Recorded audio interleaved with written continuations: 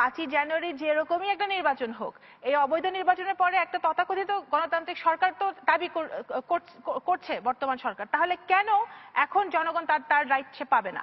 আমি একটা কথা আপনাকে বলতে চাই, যতক্ষণ পর্যন্ত আমাদের লুটপাট বন্ধ তো করা যাবে না, কমাতে হবে। যতক্ষণ পর্যন্ত লুটপাট আমরা কমাতে না পারবো, যতক্ষণ পর্যন্ত আইনের শাসন প্রতিষ্ঠা করতে না পারবো, ততদিন পর্যন্ত এই দখলের রাজনীতি বন্ধ হবে না।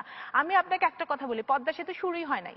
পদ্মা সেতুর নামে 38টা গাড়ি কিনেছে, 38টা গাড়ি, আজকে প্রথম আলোর পেপারে আসছে, 38টা গাড়ি কিনেছে। সেই গাড়ি ওই অফিসাররা, সরকারি অফিসাররা নিজেদের ব্যক্তিগত পারিবারিক কাজে ব্যবহার করছেন।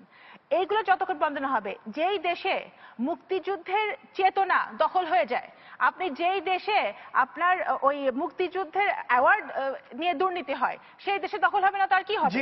না, আপনাকে আমাকে একটু বলতে দেন।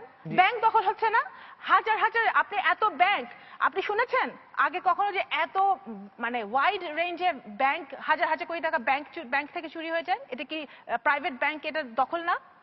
দখল কারা করছে? সরকারের মদতে সরকারের লোক করছে, অথবা সরকারের মদতে কেউ না কেউ করছে।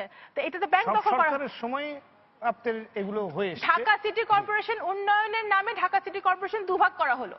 অনেক উন্নয়ন হবে। ঢাকা সিটিতে কি উন্নয়ন হয়েছে? উনি বলেছেন রাস্তাঘাটের কি অবস্থা। আমরা নিজেই গাজীপুর থেকে ঢাকায় আসা যায় না, চারিদিকে যে যার মতো করছে, রাস্তাঘাটের মানে অবস্থা সাংঘাতিক খারাপ। এখন এই উন্নয়নের নামে তো ঢাকা সিটি কর্পোরেশন দুই ভাগ করেছিলেন, তাহলে কি উন্নয়নটা ঢাকা সিটি কর্পোরেশন? আমরা আপনার প্রশ্নের উত্তরগুলো খুঁজব। টেলিভিশন খুললে যখন টক শো হয়, সেই টক শো যে কত টক সেটা আপনারা উপলব্ধি করবেন না, আমরা উপলব্ধি করি, যাদের গায়ে এসে লাগে।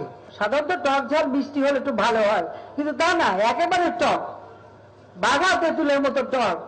এই ধরনের